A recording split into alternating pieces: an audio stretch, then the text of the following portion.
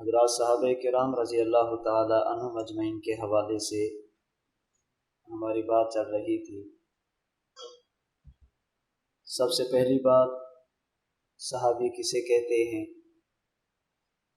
صحابی اس خوش نصیب فرد اور انسان کو کہتے ہیں جو رسول اکرم صلی اللہ علیہ وسلم سے ایمان کی حالت میں ملاقات کرے اور ایمان کی حالت میں دنیا سے پردہ کرے۔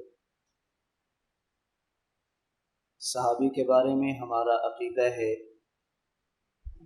کہ وہ اللہ کا منتخب ہوتا ہے، مومن ہوتا ہے، عادل ہوتا ہے، محفوظ ہوتا ہے، حجت اور دلیل ہوتا ہے۔ صحابی کے بارے میں ہمارا ایک عقیدہ یہ ہے کہ وہ معیار حق ہوتا ہے۔ تمام کے تمام صحابہ کرام رضی اللہ عنہم اجمعین یہ معیار حق ہیں۔ معیار حق ہونے کا معنی یہ ہے کسی بھی بندے کا عقیدہ وہ قبول ہوگا جو صحابہ کرام رضی اللہ تعالی عنہم اجمعین کے عقیدے کے موافق ہوگا۔ کسی بھی شخص کا عمل وہ مقبول ہوگا جو صحابہ کرام رضی اللہ تعالی عنہم اجمعین کے عمل کے مطابق ہوگا۔ اگر ایمان اور عقیدہ صحابہ کرام رضی اللہ تعالی عنہم اجمعین کے موافق نہیں ہے تو ایسے بندے کے ایمان اور عقیدے کا کوئی اعتبار نہیں ہے۔ اگر کسی شخص کا عمل صحابہ کرام رضی اللہ تعالی عنہم اجمعین کے اعمال کے موافق نہیں ہے تو اس شخص کے عمل کا کوئی اعتبار نہیں ہے۔ قرآن کریم میں اللہ تعالیٰ نے فَإِنْ آمَنُوا بِمِثْلِ مَا آمَنْتُمْ بِهِ فَقَدِ اهْتَدَوْا فرما کر ایمان اور عقیدہ میں صحابہ کرام کو معیار قرار دیا۔ وَالسَّابِقُونَ الْأَوَّلُونَ مِنَ الْمُهَاجِرِينَ وَالْأَنصَارِ وَالَّذِينَ اتَّبَعُوهُمْ بِإِحْسَانٍ فرما کر اعمال میں بھی صحابہ کرام کو معیار حق قرار دیا۔ اور صحابہ کرام رضی اللہ تعالی عنہم اجمعین کا معیار حق ہونا یہ صرف صحابیت کا مسئلہ نہیں ہے بلکہ رسول اللہ صلی اللہ علیہ وسلم کی نبوت کا مسئلہ ہے۔ صحابہ کرام ہمارے لیے معیار حق ہیں۔ یہ بات فقط صحابہ کی ذات تک محدود نہیں ہے۔ اگر انہیں معیار حق نہ مانا جائے تو یہ بات اللہ کے نبی کی نبوت تک جاتی ہے۔ حضرت امام فخر الدین رازی رحمۃ اللہ علیہ نے صحابہ کرام رضی اللہ تعالی عنہم اجمعین کے معیار حق ہونے کو رسول اکرم صلی اللہ علیہ وسلم کی نبوت کی دلیل قرار دیا ہے۔ حضرت امام رازی رحمۃ اللہ علیہ نے صحابہ کرام رضی اللہ تعالی عنہم اجمعین کی جماعت کو ان کے اقوال اور افعال کے معیار ہونے کو حضور کی نبوت کی دلیل قرار دیا ہے کہ رسول اللہ صلی اللہ علیہ وسلم نے جس قوم میں اعلان نبوت فرمایا اس قوم کے پاس کوئی آسمانی کتاب نہیں تھی، ان کے پاس دین اور شریعت نام کی کوئی چیز نہیں تھی۔ ادعا ذلک الامر العظیم بین اظہر قوم لا کتاب لہم ولا حکمت معہم۔ اللہ کے نبی نے جس قوم میں آ کر نبوت کا دعویٰ فرمایا، اعلان فرمایا، ان کے پاس آسمانی کتاب، حکمت اور شریعت نہیں تھی۔ اور حالات و واقعات بتاتے ہیں کہ یہ لوگ انسانیت کی حد سے اس قدر نیچے جا چکے تھے کہ دنیا کا کوئی شخص اور حاکم ان پر حکومت کرنے کے لیے بھی تیار نہیں تھا۔ آپ علیہ الصلوۃ والسلام نے 23 سال کا عرصہ ان لوگوں پر محنت کی ہے اور ایسی جماعت آپ نے تیار فرمائی ہے کہ جو خود ہدایت سے محروم تھے، اللہ کریم نے قیامت کی صبح تک انسانیت کے لیے ان کے ایمان کو معیار قرار دیا ہے۔ جو خود ہدایت یافتہ نہیں تھے، اللہ کریم نے اعلان فرما دیا کہ اب ایمان اسی کا قبول ہوگا جو صحابہ کے ایمان جیسا ہوگا۔ اور یہ کام اتنے تھوڑے عرصے میں سوائے اللہ کے نبی کے کوئی نہیں کر سکتا۔ ان لوگوں کو اتنی پستی سے اٹھانا اور اتنی بلندی تک لے کر جانا، ضلالت سے اٹھانا اور ہدایت کے اعلیٰ درجے تک لے کر جانا، یہ سوائے اللہ کے نبی کے کوئی نہیں کر سکتا۔ تو صحابہ کرام رضی اللہ تعالی عنہم اجمعین ایمان میں بھی معیار حق ہیں، عقیدے میں معیار حق ہیں، مسائل اور اعمال میں بھی معیار حق ہیں۔ جب ہم یہ کہتے ہیں کہ صحابہ کرام ایمان میں معیار حق ہیں، دلیل فَإِنْ آمَنُوا بِمِثْلِ مَا آمَنْتُمْ بِهِ فَقَدِ اهْتَدَوْا، اس پر ایک سوال آتا ہے۔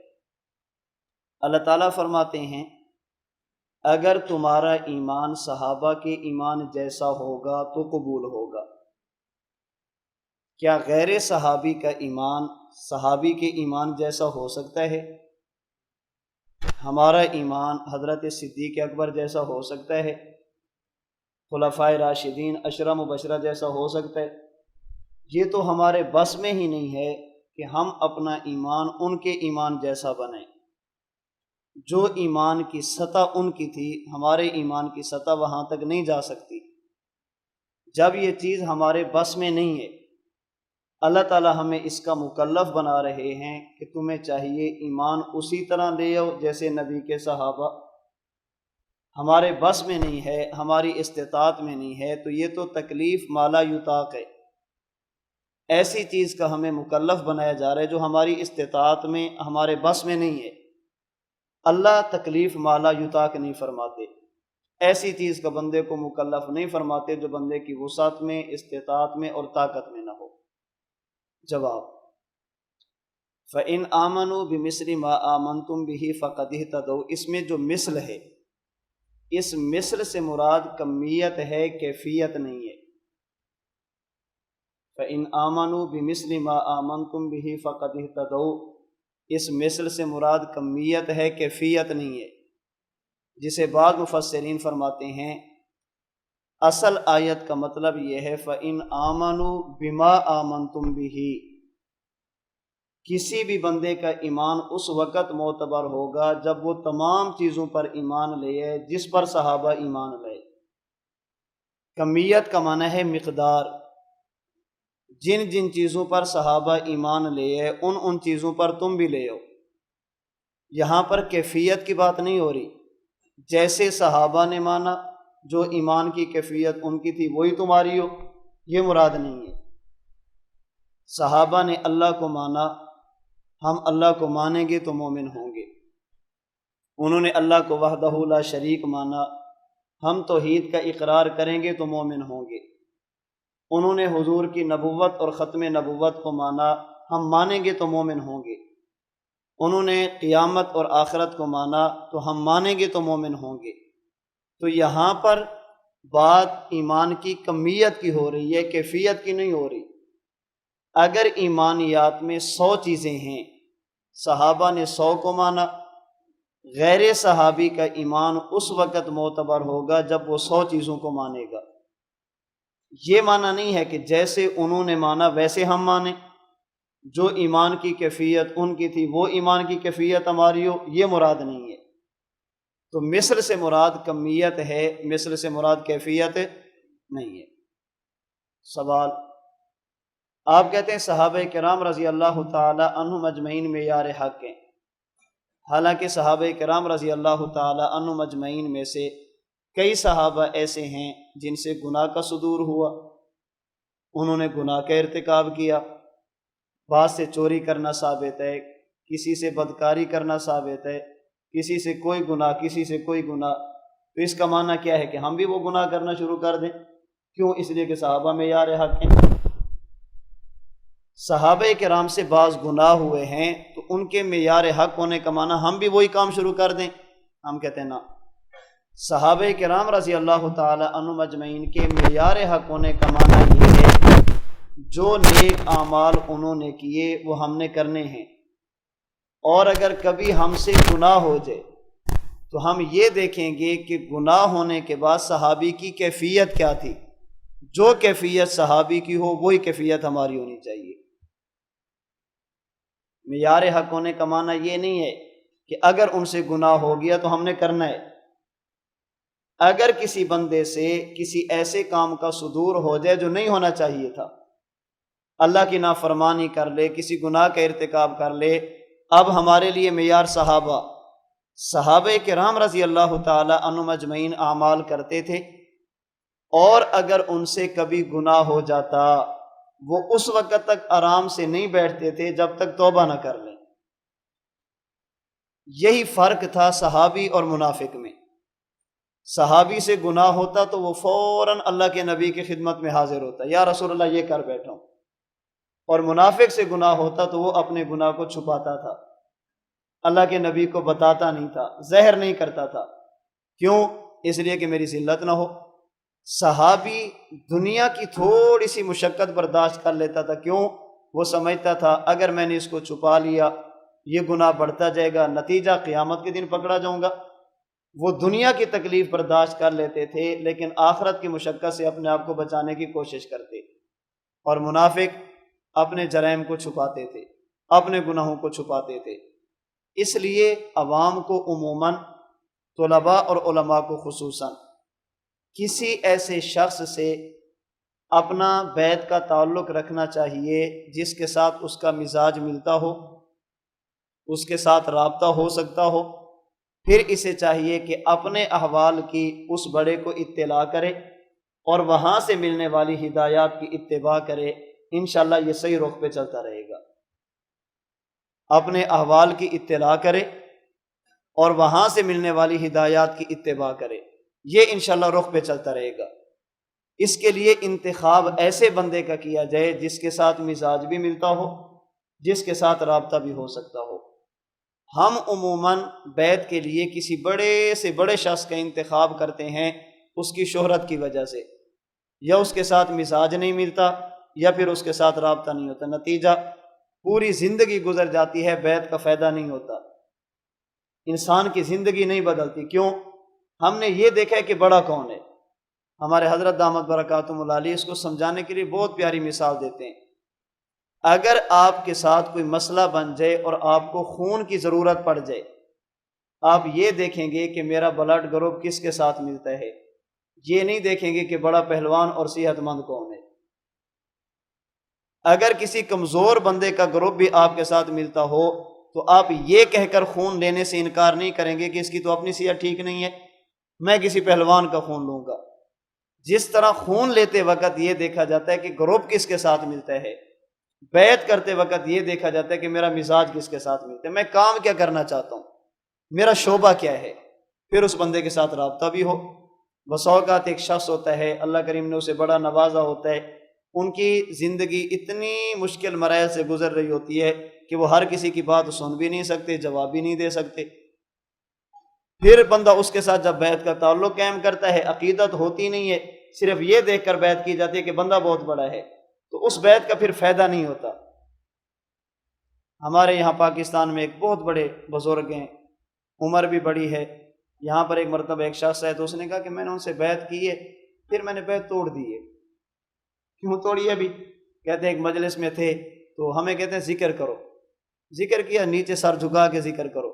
کہتے ہیں میں نے کہا کہ دیکھو تو پیر صاحب کیا کر رہے ہیں، کہتے ہیں میں نے سر اٹھا کے دیکھا خود چائے پی رہے تھے، میں نے بیعت ہی توڑ دی، ہمیں ذکر پہ لگا خود چائے پہ لگے ہوئے ہیں۔ اب اس کم وقت کو یہ نہیں پتا کہ مجھے ابھی ذکر پہ لگایا ہے، خود تہجد کے وقت سے اٹھے ہوئے ہیں، اب ان کو آرام کی ضرورت ہے، تھوڑے سے سکون کی ضرورت ہے۔ تو بیعت کرتے وقت یہ دیکھا جاتا ہے کہ مزاج کس کے ساتھ ملتا ہے اور رابطہ آسان ہے یا نہیں، اب بیعت کا فائدہ ہوتا ہے۔ ہم بڑے سے بڑا پیر دیکھتے ہیں کہ شہرت کس کی زیادہ ہے، بس پھر صرف یہی بتانا ہوتا ہے کہ میں فلاں شخص کا مرید ہوں، نہ اپنے احوال کی اطلاع ہوتی ہے، نہ وہاں سے ہدایات ہوتی ہیں اور ان کی اتباع ہوتی ہے، بس وہ معمول کی زندگی جیسے چل رہی ہوتی اسی طرح ہم چلتے رہتے ہیں۔ بس اوقات بندہ کام ایک کرنا چاہتا ہے، پیر دوسرا منتخب کر لیتا ہے، جسے ہم کہتے ہیں کہ امیر اور ہوتا ہے، پیر اور ہوتا ہے۔ اب پوری زندگی کشمکش میں ہوتے ہیں، امیر صاحب کی طرف جاؤں یا پیر صاحب کی طرف جاؤں۔ پیر صاحب کہتے ہیں خانقاہ اجتماع ہے آپ نے آنا ہے، امیر صاحب کہتے ہیں ہماری جماعت کے اجلاس ہے آپ نے آنا ہے۔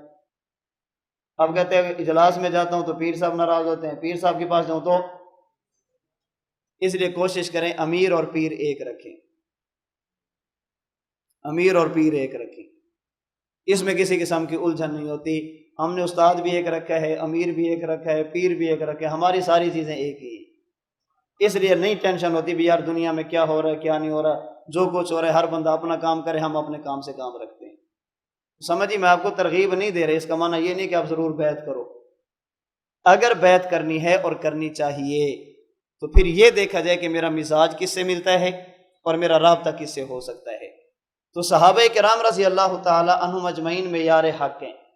معیار حق ہونے کا معنی اگر ان سے گناہ ہو گیا تو ہم نے کرنا ہے جی نہ۔ آپ کے گھر میں کسی بندے کی انگلی جل گئی، آگ لگ گئی، اب آپ بازار سے جاتے ہیں، وہاں سے ٹیوب لیتے ہیں، کریم لیتے ہیں، گھر میں رکھ دیتے ہیں، انہوں نے لگئی تو انگلی ٹھیک ہوگی، آپ کہتے ہیں رکھ دیں، اگر کسی کی انگلی جل گئی تو جیسے اس نے لگئی اس کو بھی لگا دیں گے۔ اب اس کریم کے رکھنے کا کیا معنی ہے کہ آپ انگلی جلا دیں؟ چونکہ گھر میں رکھی ہے، جیسے اس نے جلی ہے تو میں بھی جلا لوں۔ اس کے رکھنے کا معنی یہ نہیں ہے کہ انگلی جلا لیں، اس کے رکھنے کا معنی یہ ہے کہ اگر کبھی جل جائے تو اس کو لگا دیں گے۔ صحابہ کے معیار حق ہونے کا معنی یہ ہے ہم نے نیک اعمال وہ کرنے ہیں جو صحابہ نے کیے، اور اگر کبھی ایسا کام ہو جائے جو نہیں ہونا چاہیے جسے معصیت کہتے ہیں، اب صحابہ کے معیار حق ہونے کا معنی یہ ہے جو حالت حضرت معاذ کی تھی وہی ہماری ہونی چاہیے، جب تک گناہ پر توبہ نہ ہو۔ جو حالت ان صحابہ کرام کی تھی جو غزوہ تبوک سے پیچھے رہ گئے تھے وہی حالت ہماری ہونی چاہیے۔ منافقین بھی رہ گئے تھے، صحابہ بھی رہ گئے تھے، دونوں میں فرق ہے۔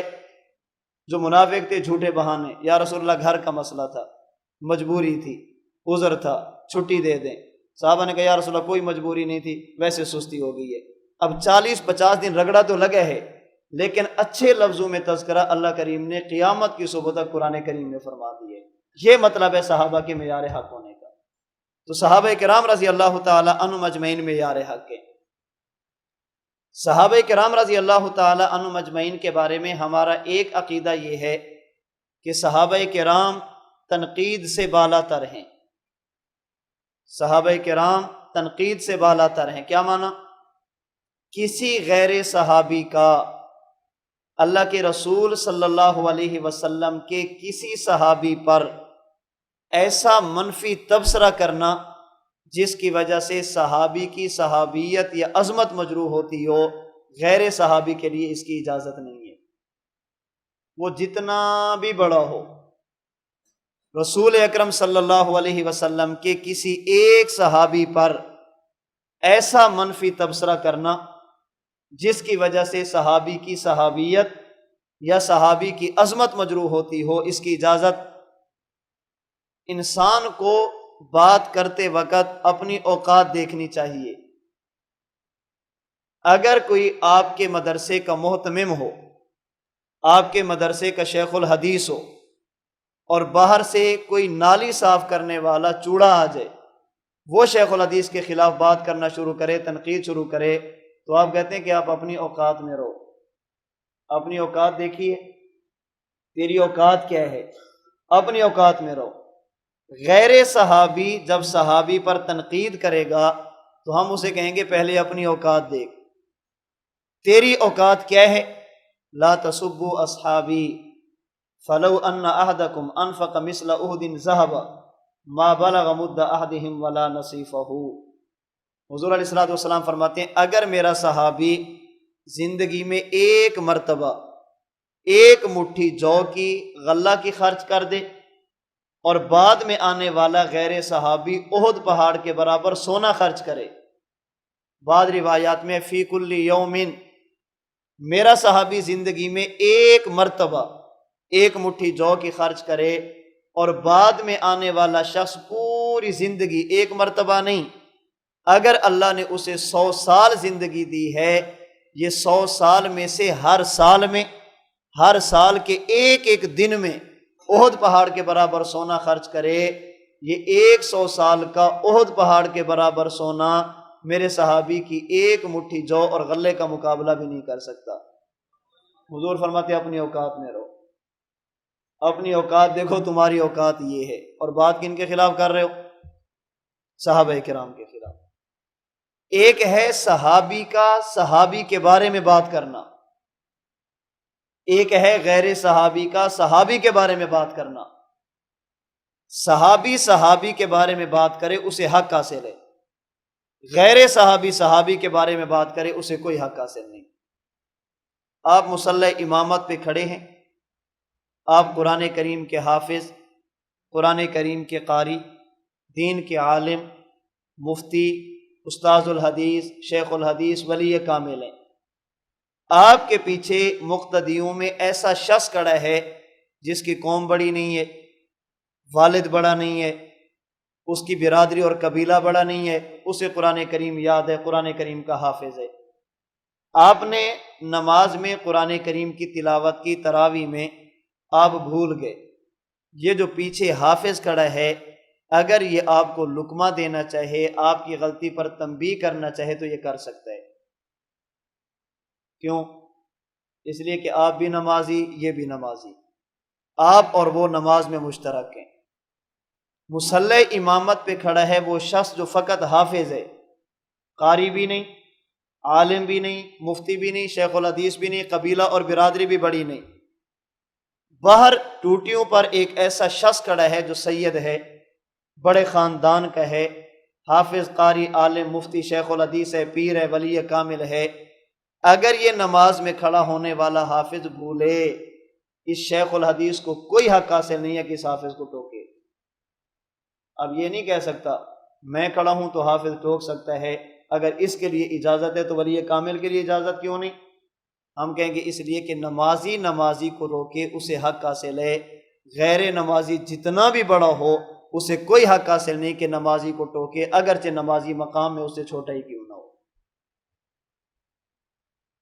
اگر رسول اکرم صلی اللہ علیہ وسلم کی خدمت میں ایک شخص آیا، اللہ کے نبی کا کلمہ پڑھا، آپ کا صحابی بنا، اس نے قرآن کریم کی ایک آیت بھی نہیں پڑھی، ناظرہ بھی نہیں پڑھی، رسول اکرم صلی اللہ علیہ وسلم کی ایک حدیث کو بھی یاد نہیں کیا، نماز کا وقت نہیں ہوا تھا، ایک نماز بھی نہیں پڑھی، رمضان نہیں آیا تھا، ایک روزہ بھی نہیں رکھا، زکوٰۃ اور صدقے کا ایک پیسہ بھی نہیں دیا، ادھر کلمہ پڑھا، ادھر روح قبض ہوگی، دنیا سے چلا گیا۔ بعد میں آنے والے تمام کے تمام لوگ اگر شیوخ الحدیث بن بھی جائیں، ان کو پھر بھی حق حاصل نہیں ہے کہ صحابی کی اس ایک منٹ کی زندگی پر تنقید کر سکیں، انہیں کوئی حق حاصل نہیں ہے۔ کیوں؟ وہ اللہ کے نبی کا صحابی ہے، رسول اکرم صلی اللہ علیہ وسلم کا صحابی ہے۔ یہی بات حضرت امام نووی رحمۃ اللہ علیہ نے شرح مسلم میں کی ہے، ان من صحب النبی صلی اللہ علیہ وسلم ورآہ مرۃ من عمرہ وحصلت له مزیۃ الصحبہ افضل من کل من یاتی بعدا۔ فرماتے جو شخص اللہ کے نبی کے پاس آیا، اللہ کے نبی کو دیکھا یا حضور نے اسے دیکھا، اللہ کے نبی کا صحابی بن گیا، یہ بعد میں آنے والی تمام انسانیت سے افضل ہے۔ کیوں؟ امام نووی فرماتے ہیں فَإِنَّ فَضِيلَةَ الصُّحْبَةِ لَا يَعْدِلُهَا عَمَلٌ، اللہ کے نبی کے ساتھ ایمان کی حالت میں ایک مرتبہ ملاقات کر لینا، یہ ایک ایسا عمل اور نیکی ہے کہ دنیا کی کوئی نیکی اس عمل کا مقابلہ نہیں کر سکتی۔ باقی بعض لوگوں کو یہ بات ہضم نہیں ہوتی، اللہ کے نبی کے صحابہ کے بارے میں پھر بھی باتیں کرتے ہیں۔ امام نبوی فرماتے ہیں ذالک فضل اللہ یؤتیہ من یشاء، میاں جلتے کیوں ہو، ایسے خام خواہ سڑتے کیوں ہو، یہ آیا تو نہیں تھا، اسے نے تو اللہ نے بلایا ہے، یہ خود تو نہیں ہے، اللہ نے دیا ہے اس کو، جسے اللہ نے دے دیا ہے تو تمہیں کیا ضرورت ہے اس پر جلنے کی؟ تو صحابی پر تنقید نہیں ہوتی۔ ایسا منفی تبصرہ کرنا غیر صحابی کا صحابی پر، اب کوئی بندہ یہ کہے فلاں صحابی نے تو صحابی کے بارے میں یہ کہا، ہم کہتے ہیں وہ صحابی ہے۔ عبداللہ بن عمر نے تو حضرت عمر کے بارے میں یہ کہا، بابا آپ نے یہ بیٹے اور باپ والا دیکھا، یہ تو دیکھو کہ دونوں صحابی ہیں۔ صحابی صحابی سے اختلاف کرے، صحابی صحابی کو روکے اور ٹوکے، اسے حق حاصل ہے۔ غیر صحابی صحابہ کے بارے میں بات شروع کر دے، اسے کوئی حق حاصل نہیں، اس لیے کہ نمازی نمازی کو روک سکتا ہے، غیر نمازی جتنا بھی بڑا ہو جائے اسے شریعت کبھی حق نہیں دیتی کہ نمازی کے بارے میں زبان درازی کرے۔ کیوں نہیں ہو سکتی تنقید؟ صحابی پر تنقید کیوں نہیں ہو سکتی؟ اس لیے دنیا میں کسی بھی بندے پر جب تنقید ہوتی ہے تو تنقید کی عموماً وجہیں دو ہوتی ہیں۔ کسی بندے پر تنقید ہوتی ہے اس کے عقیدے کی وجہ سے، کسی پر تنقید ہوتی ہے اس کے عمل کی وجہ سے۔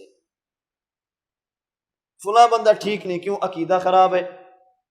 فلاں شخص ٹھیک نہیں، کیوں؟ عقیدہ خراب ہے۔ فلاں شخص ٹھیک نہیں، کیوں؟ عمل خراب ہے۔ تنقید ہوتی ہے یا عقیدے کی بنیاد پر یا تنقید ہوتی ہے عمل کی بنیاد پر۔ صحابہ کرام رضی اللہ تعالی عنہم اجمعین پر تنقید ان دونوں وجہ سے درست نہیں۔ کیوں؟ اگر صحابی کا عقیدہ خراب ہو گیا تو وہ صحابی نہیں ہے۔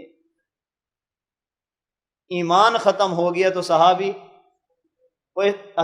کے لیے سب سے پہلی شرط ہم المؤمنون، اصلاح عقیدہ۔ اگر آپ تنقید کر رہے ہیں عقیدے کی وجہ سے، اگر عقیدہ خراب ہو تو وہ صحابی رہا نہیں، اور اگر آپ تنقید کر رہے ہیں عمل کی وجہ سے تو صحابی عمل کی وجہ سے صحابی بنا ہی نہیں ہے۔ عقیدہ خراب ہو تو صحابی ہے ہی نہیں، اور عمل خراب ہو تو پھر ہم نے صحابی کو عمل کی وجہ سے صحابی نہیں مانا، اس لیے صحابی کو کبھی اعمال کے ترازو میں نہیں تولا جاتا، جس طرح نبوت کو کبھی اعمال کے ترازو میں نہیں تولا جاتا۔ نبوت کے مقام کی اصل وجہ ہے انتخاب خدا بندی کے بعد علم۔ صحابی کے مقام کی اصل وجہ انتخاب خدا بندی کے بعد صحبت نبوت۔ حضرت علامہ خالد محمود صاحب رحمۃ اللہ علیہ کے پاس ایک شخص آیا، حضرت فلاں صحابی نے یہ کیا، آپ نے فرمایا ہے پھر بھی صحابی؟ انہوں نے کہا انہوں نے یہ بھی کیا، فرمایا وہ تو پھر بھی صحابی ہے۔ انہوں نے یہ بھی کیا، فرمایا پھر بھی صحابی ہے۔ حضرت میں سوال کرتا ہوں، آپ جواب نہیں دیتے، پھر بھی صحابی؟ فرمایا ایسا سوال کرو کہ صحابی نہ رہے، جب تک صحابی ہے میں چپ ہوں۔ ہم نے صحابی کو اعمال کی وجہ سے صحابی مانا ہے، ہم نے صحابی کو صحابی مانا ہے کس کی وجہ سے؟ صحبت نبوت کی وجہ سے۔ جیسے نبی کو اعمال کے ترازو میں نہیں تولا جاتا، ایسے ہی صحابیت کو کبھی اعمال کے ترازو میں نہیں تولا جاتا۔ جیسے نبوت ہماری قرآنی اور مذہبی شخصیت ہے، ایسے ہی صحابیت ہماری قرآنی اور مذہبی شخصیت ہے۔ اگر نبوت کے بارے میں کوئی ایسی روایت آ جائے جس سے مقام نبوت مجروح ہوتا ہو اور وہاں پر تطبیق نہ ہو سکتی ہو تو ہم روایت کو نہیں لیتے۔ اگر صحابی کے بارے میں ایسی روایت آ جائے جس سے مقام صحابیت مجروح ہوتا ہو اور تطبیق ممکن نہ ہو، صحابی کے مقام کو بچانا مشکل ہو جائے، ہم روایت کو لینے کے لیے تیار نہیں ہیں۔ بتائیں تاریخ کو کیسے لیں گے؟ روایت آ جائے تو ہم روایت میں تعویل کرتے ہیں، روایت آ جائے تو ایسا معنی بیان کرتے ہیں کہ صحابی کی عظمت بھی باقی رہے، روایت بھی باقی رہے۔ ہم صحابی پر تنقید کرنے کے لیے روایت کو نہیں لیتے، آپ تاریخ پیش کرتے ہو۔ ہمارے ہاں جب صحابہ قرآنی شخصیات ہیں، مذہبی شخصیات ہیں، انہیں تاریخ کے ترازو میں نہیں رکھا جا سکتا، تاریخ کے ترازو میں نہیں تولا جا سکتا۔ صحابہ کرام رضی اللہ تعالی عنہم اجمعین تنقید سے بالا تر ہیں، تنقید سے بالا تر ہیں، یہی وجہ ہے۔ آپ حضرات حدیث بھی پڑھتے ہوں گے، حدیث کے روات بھی پڑھتے ہوں گے، ان کے حالات و واقعات بھی آپ دیکھتے ہوں گے صحابہ کہ یہ راوی کیسے ہیں۔ صحابہ کرام رضی اللہ تعالی عنہم اجمعین پر تنقید نہیں ہوتی۔ آپ حضرات کبھی کسی حدیث مبارک کو اٹھائیں، پھر اس حدیث مبارک کی شرح کو اٹھائیں جس کے شارح کا مزاج یہ ہو کہ وہ حدیث کے روات پر کلام کرتا ہو۔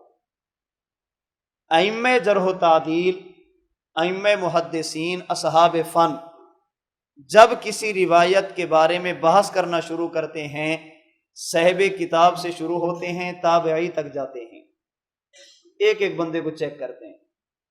جب چیک کر لیں بندے سارے ٹھیک ہوں تو کہتے ہیں ھذا حدیث صحیح ہوں۔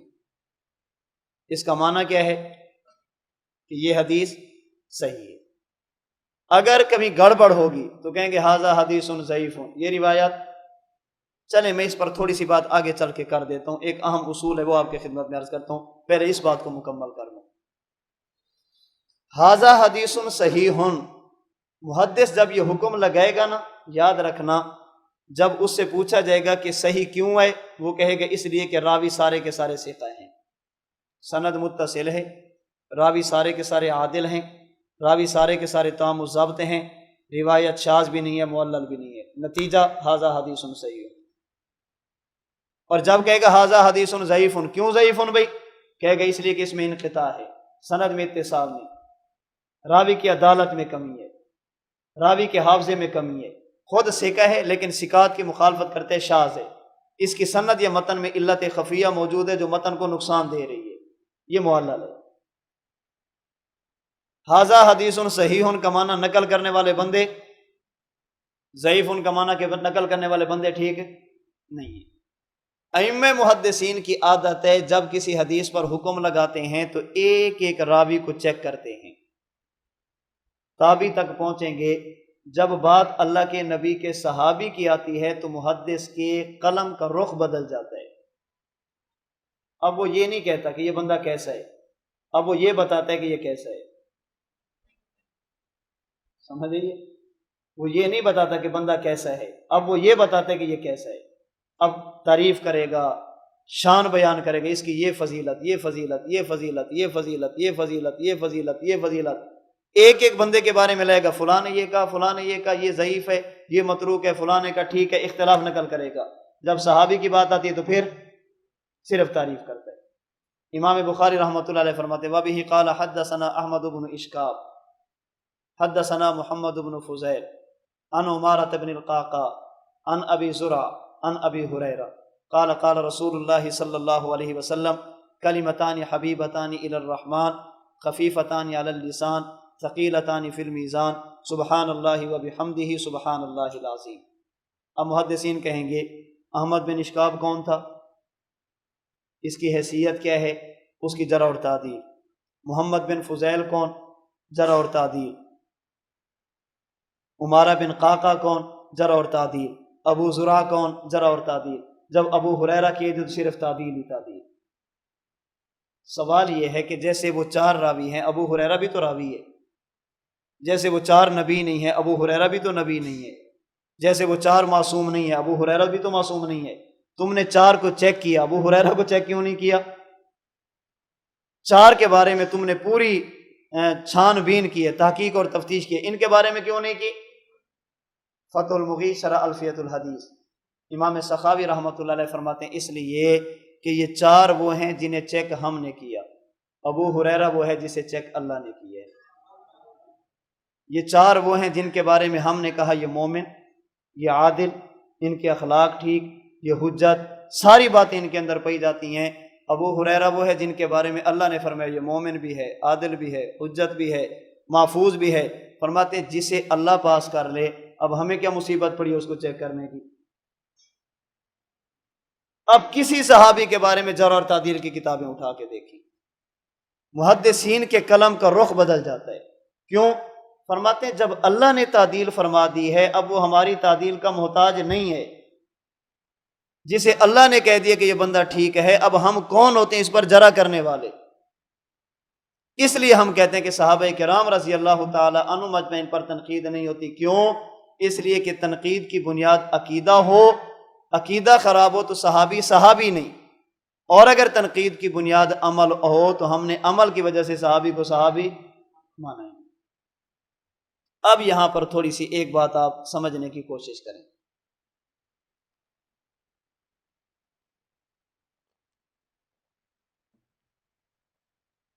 صاحب بات مکمل ہو جائے گی، چلیں ہو جائے گی تو ٹھیک ہے، نہیں ہوگی تو پھر بھی ٹھیک ہے، کون سی ساری باتیں مکمل کرنی ضروری ہوتی ہے؟ بات سمجھنا اچھی طرح تھوڑی سی۔ حدیث مبارک یہ دو چیزوں کا نام ہے، دو چیزیں ملیں تو اسے حدیث کہتے ہیں۔ نمبر ایک سند، نمبر دو متن۔ یہ دو چیزیں ملتی ہیں تو حدیث بنتی ہے۔ سند سے مراد وہ افراد جو حدیث کو نقل کرنے والے ہیں، متن سے مراد وہ پیغام جو اللہ کے نبی کی طرف منسوب ہو، صحابی کی طرف منسوب ہو یا تابعی کی طرف منسوب ہو، جسے مرفوع، موقوف یا مقطوع کہتے ہیں، اسے متن کہتے ہیں۔ حدثنا احمد بن اشکاب حدثنا محمد بن فضیل عن عمارۃ بن القعقاع عن ابی زرع عن ابی ہریرہ، اسے کہیں گے سند۔ کلمتان حبیبتان الی الرحمن الی آخرہ، اسے کہیں گے۔ یہ دو چیزیں ملتی ہیں تو کیا بنتی ہیں؟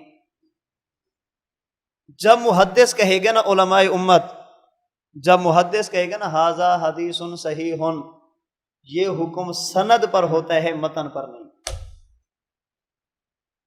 جب محدث کہے گا ھذا حدیث ضعیف، یہ ضعف والا حکم سند پر ہوگا، متن پر نہیں۔ اس لیے کہ محدثین کے ہاں حدیث نام ہے سند کا، ان کے ہاں بنیاد سند ہوتی ہے۔ فقہا کے ہاں حدیث نام ہے متن کا، ان کے ہاں بنیاد متن ہوتا ہے۔ اس لیے اگر ایک حدیث ایک محدث کے پاس 100 سندوں سے آئے گی، وہ اسے 100 حدیثیں کہے گا۔ فقیہ کے پاس 1000 سندوں سے بھی آئے گی تو وہ اسے ایک ہی کہے گا۔ ان کے ہاں سند بدلتی ہے تو نمبر بدلتا ہے، فقہا کے ہاں نمبر نہیں بدلتا۔ جب محدث کہے گا نا ھذا حدیث صحیح، یہ حکم کس پر ہے جی؟ سند پر۔ ھذا حدیث ضعیف، یہ ضعف والا حکم کس پر ہے؟ کسی حدیث کو صحیح کہنا، کسی حدیث کو ضعیف کہنا، یہ امر اجتہادی ہے، امر منصوص نہیں۔ اللہ کے لیے بات کو سمجھنا، کسی حدیث کے بارے میں یہ کہنا کہ صحیح ہے، کسی کے بارے میں یہ کہنا ضعیف ہے، یہ امر اجتہادی ہے، منصوص۔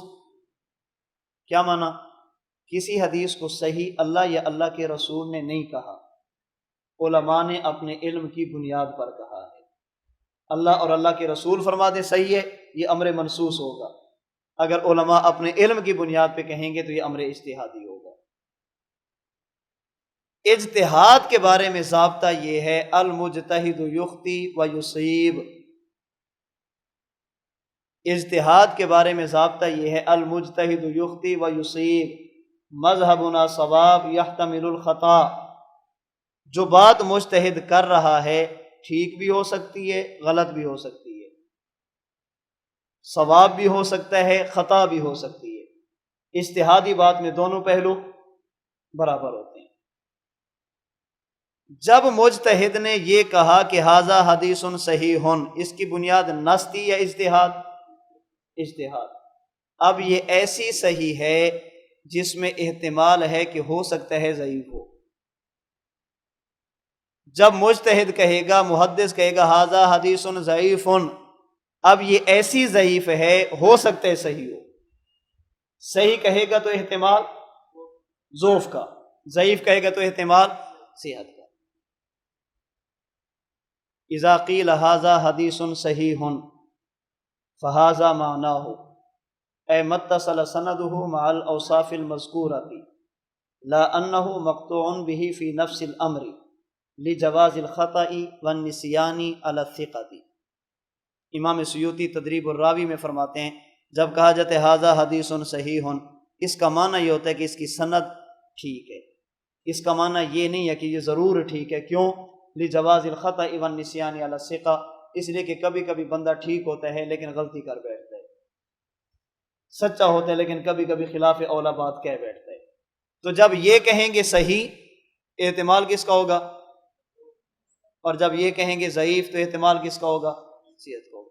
پتہ نہیں یہ بات مجھے چھیڑنی چاہیے تھی یا نہیں، اب چھیڑ بیٹھا ہوں، اس کو کسی ٹھکانے لگاتا ہوں۔ آپ کی شکلوں سے ایسے لگتا ہے کہ نہیں چھیڑنی چاہیے تھی، لیکن میرا اپنا ایک ہے کہ اس کو چھیڑنا چاہیے تھا۔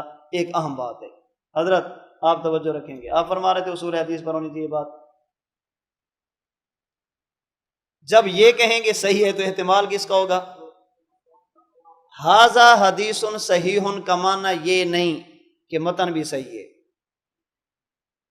ھذا حدیث ضعیف کا معنی یہ نہیں کہ متن بھی ضعیف ہے۔ اس لیے کہ یہ حکم کس پہ لگ رہا ہے؟ صحت سند صحت متن کو مستلزم نہیں، ضعف سند ضعف متن کو مستلزم نہیں۔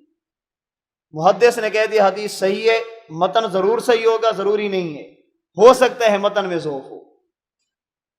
محدث نے کہہ دیا ھذا حدیث ضعیف، تو متن کو چھوڑ دینا ہے، ہو سکتا ہے ضعیف ہو لیکن متن۔ اس لیے ہمارے حضرات خصوصاً علامہ طاہر الجزائری توجیہ النظر پر جو آپ نے اصول حدیث پر کتاب لکھی ہے، فرماتے اس وقت بعض لوگ ایسے ہیں جو پورا زور لگاتے ہیں سند پر، سند صحیح ہے تو لینی ہے، سند ضعیف ہے تو چھوڑ دینی ہے، اور بعض ایسے ہیں جو پورا زور لگاتے ہیں متن پر، سند کی طرف جاتے ہی نہیں ہے، سند نہ بھی ہو پھر بھی لے لیتے ہیں۔ فرماتے راہ اعتدال یہ ہے کسی بھی حدیث کو لینے اور چھوڑنے سے پہلے سند کو بھی دیکھا جائے، متن کو بھی دیکھا جائے، سند اور متن دونوں کی تحقیق کرنے کے بعد یہ فیصلہ کیا جائے گا کہ اب ہم نے متن کو لینا ہے یا متن کو چھوڑنا ہے۔ اور یہ علامہ طاہر کی بات نہیں ہے، یہ اللہ کے قرآن کی اور نبوت کے فرمان سے بھی ثابت ہے کہ کسی بھی بندے کی بات کو لینے کے لیے سند بھی دیکھی جاتی ہے، متن بھی دیکھا جاتا ہے۔ کبھی سند ٹھیک نہیں ہوتی اور کبھی متن ٹھیک، نقل کرنے والے بہت اچھے لوگ ہوتے ہیں لیکن متن اس قابل نہیں ہوتا کہ اس کی طرف توجہ دی جائے، اور کبھی سند اتنی گئی گزری ہوتی ہے بالکل آخری درجے کی ضعیف ہوتی ہے لیکن متن کیا ہو جاتا ہے، یا ایھا الذین آمنوا ان جاءکم فاسق بنبأ فتبینوا، تحقیق سند۔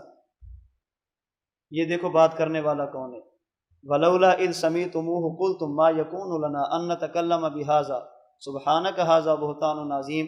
امی عائشہ کے بارے میں جو باتیں کی گئی تھی یہ صرف منافق نہیں تھے کرنے والے، حضرت مصطح بھی تھے، صحابی رسول بھی تھے، صحابی سے بڑھ کر کوئی سکرا بھی ہو سکتا ہے؟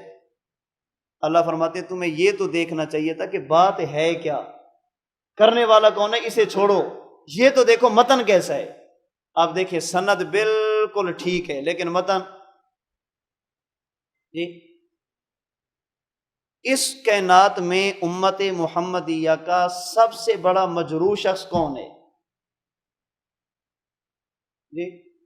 سب سے بڑا مجروح شخص جس پر جرح نبوت نے کی ہو جی، ابو جہل، اس سے بڑا تو کوئی نہیں ہے نا اس امت کا فرعون، وہی ہے۔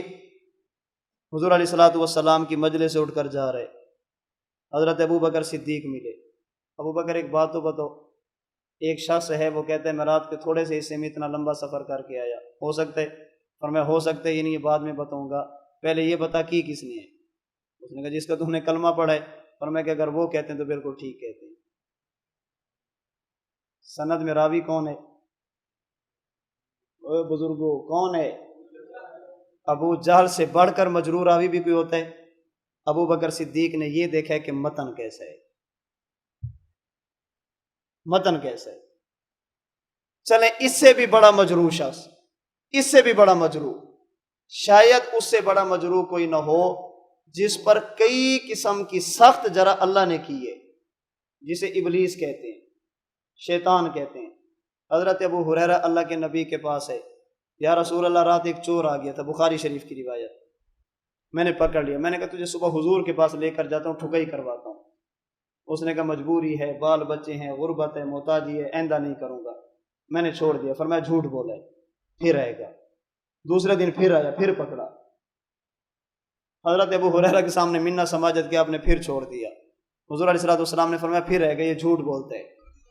جب تیسری رات ہے نا، ابو ہریرہ نے فرمایا کہ اب تو نہیں چھوڑوں گا، اب تجھے اللہ کے نبی کے پاس لے کر جاؤں گا، اب میں نے نہیں چھوڑنا۔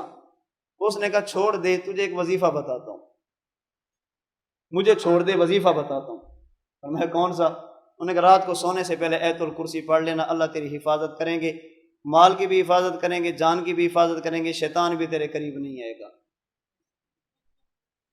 حضرت ابو ہریرہ حضور کے پاس ہے، حضور نے فرمایا سنا، فرمایا یا رسول اللہ رات وظیفہ دے کر گئے۔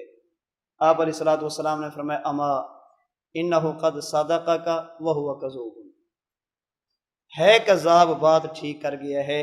پتہ ہے یہ کون تھا؟ نہیں۔ فرمایا اسے ابلیس کہتے ہیں۔ بات کرنے والا راوی کتنا بڑے درجے کا مجروح ہے، لیکن بات ٹھیک ہی ہے، سند کے ضعیف ہونے کے باوجود بھی متن کیا ہے؟ قابل قبول۔ اس لیے محض یہ دیکھ کر ھذا حدیث ضعیف آپ بدکتے ہوں تو بدکیں، ہماری صحت پر کوئی اثر نہیں پڑتا۔ کوئی یہ کہتے فلاں نے کہا ضعیف، فلاں نے کہا ضعیف، فلاں نے کہا ضعیف، فلاں نے کہا ضعیف، ہم کہتے ہیں فلاں نے سند کو ضعیف کہا ہے، متن کو نہیں کہا۔ ہمارے ہاں کسی روایت کو لینے کے لیے بنیاد صرف سند نہیں ہوتی، متن بھی ہوتے ہیں۔ ہمارے ہاں روایت کے بھی اصول ہیں، درایت کے بھی اصول ہیں۔ روایت اور درایت دونوں کو دیکھا جاتا ہے۔ جب محدث نے یہ کہا ھذا حدیث صحیح، متن ضعیف ہو سکتا ہے، ہوگا کب؟ جب متن قرآن کی آیت سے ٹکرا جائے اور تطبیق ممکن نہ ہو، سند صحیح ہونے کے باوجود بھی متن کو چھوڑ دیا جائے گا، تطبیق ممکن نہ ہو۔ یاد رکھنا یہاں پر بھی ایک بہت بڑی غلط فہمی پیدا کی جاتی ہے۔ نمبر 1 قرآن، نمبر 2 حدیث، جب دونوں آپس میں ٹکرا جائیں تو قرآن کو لیا جاتا ہے، حدیث کو چھوڑا جاتا ہے، اس لیے کہ ہمارے ہاں اصول چلتا ہے ان قابلہ خبر الواحد او القیاس تو یعمل بالکتاب ویترک ما یقابلہ۔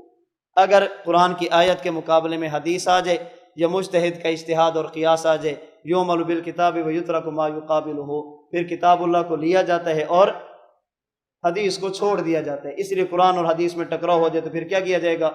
اب چھریاں چلتی ہیں، قرآن کہتے ہیں روح نہیں آتی، حدیث کہتے ہیں روح آ جاتی ہے، حدیث قرآن کے خلاف چھوڑ دو۔ قرآن کہتے ہیں مردے نہیں سنتے، حدیث کہتی ہے مردے سنتے ہیں، قرآن حدیث کے خلاف ہے، حدیث کو چھوڑ دو۔ قرآن کہتے ہیں عبادت موت تک، حدیث کہتی ہے عبادت قبر میں بھی، حدیث قرآن کے خلاف ہے، اسے بھی چھوڑ دو۔ قرآن کہتے ہیں دنیا کی کوئی آنکھ اللہ کو نہیں دیکھ سکتی، حدیث میں حضور نے معراج والی رات دیکھا ہے، اسے بھی چھوڑ دو۔ اب چھریاں چلی جاتی ہیں۔ ہم کہتے ہیں یہ اصول پورا نہیں ہے، آپ نے درمیان میں بہت ساری باتیں چھوڑ دی ہیں۔ مکمل اصول یہ ہے ان قابلہ خبر الواحد او القیاس فإن أمكن الجمع بینہما بدون تغییر فی حکم الخاص یعمل بہما۔ سب سے پہلے کوشش کریں گے تطبیق دینے کی، ایسا معنی بیان کرنے کی کہ قرآن بھی ٹھیک، حدیث بھی ٹھیک۔ وَإِلَّا اگر دونوں میں تطبیق ممکن نہیں ہے، یعمل بالکتاب ویترک ما یقابلہ، یہ جو اللہ کا اتنا بڑا قلعہ کھڑا ہے، اس سے پہلے بہت بڑی عبارت ہے جسے آپ نے چھوڑا ہے۔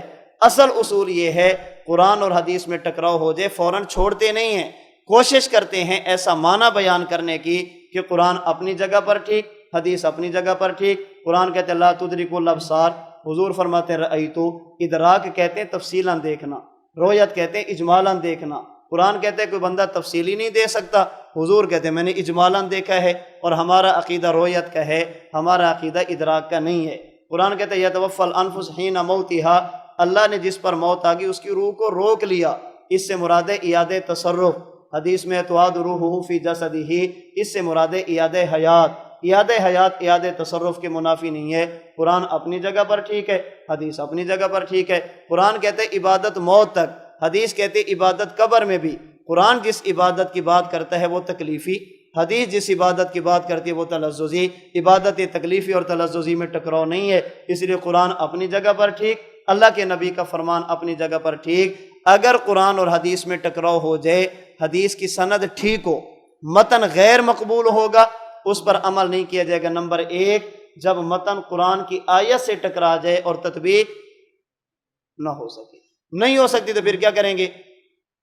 حدیث کو کسی راوی کی غلطی کہہ کر، نسیان کہہ کر چھوڑ دیں گے، اصل الفاظ اور تھے، نقل کرنے میں غلطی ہوگی۔ نمبر 2، اگر حدیث سے مبارک خبر واحد ہو اور کسی متواتر حدیث سے ٹکرا جائے، تطبیق ممکن نہ ہو، وہاں پر بھی کیا کریں گے؟ ضعیف کہہ کر روایت کو۔ نمبر 3، حدیث کی سند صحیح ہو، متن امت کے اجماع سے ٹکرا جائے اور تطبیق ممکن نہ ہو، وہاں پر بھی کیا کیا جائے گا؟ نمبر 4، اگر حدیث مبارک کی سند ٹھیک ہو، متن قیاس الاصول سے ٹکرا جائے، جسے قواعد کلیہ کہتے ہیں، حدیث مسرات، یہ قیاس کے خلاف نہیں ہے، قیاس الاصول کے خلاف ہے، وہاں پر بھی قیاس الاصول کو لیا جائے گا اور خبر واحد کو چھوڑ دیا جائے گا۔ نمبر 5، اگر حدیث کی سند ٹھیک ہو، متن میں ایسا مسئلہ ہو جو عموم بلوا کا ہو، ہر بندہ اس میں مبتلا ہو، نقل کرنے والے افراد کم ہوں، وہاں پر بھی خبر واحد کو کیا کر دیا جائے گا؟ تو جب یہ کہیں گے ھذا حدیث ضعیف صحیح، اعتماد کس کا ہوگا؟ ضعف کا۔ چھوڑیں گے کب؟ قرآن کے خلاف، تواتر کے خلاف، اجماع کے خلاف، اسی طرح قواعد کلیہ جسے قیاس الاصول کہتے ہیں اس کے خلاف، اور عموم بلوا کا مسئلہ۔ اور کبھی یوں ہوگا ھذا حدیث ضعیف لیکن متن ٹھیک ہوگا کب؟ نمبر 1، جب متن قرآن کی آیت کے مطابق ہو۔ نمبر 2، جب متن کو تواتر کا درجہ حاصل ہو۔ نمبر 3، جب متن پر امت کا اجماع ہو جائے۔ نمبر 4، جب متن کو تلقی بالقبول ہو، امت اسے مسلسل لے کر چل رہی ہو۔ اور نمبر 5 جب متن سے کسی صاحب فن مجتہد نے استدلال کیا ہو، ان 5 وجہ میں سے اگر ایک وجہ بھی پائی گئی، سند ضعیف متن قرآن کے موافق متن مقبول، سند ضعیف متن تواتر کے مطابق متن مقبول، سند ضعیف متن پر امت کا اجماع متن مقبول، سند ضعیف متن کو تلقی بالقبول متن مقبول، سند ضعیف متن پر کسی مجتہد نے کسی عقیدے یا مسئلے پر استدلال کیا، متن پھر بھی مقبول ہوگا۔ اب سند کا ضعف نہیں رہے گا، ضعف کے باوجود بھی وہ متن قابل قبول ہوگا۔ اگر اس میں عقیدہ ہوگا وہ عقیدہ ٹھیک، اگر اس میں مسئلہ ہوگا وہ مسئلہ ٹھیک۔ ان 5 صورتوں میں سے اگر کوئی ایک بھی آ جائے، سند کا ضعف ختم ہو جاتا ہے، یہ روایت ضعف سے حسن سے صحت کے درجے تک پہنچ جاتی ہے۔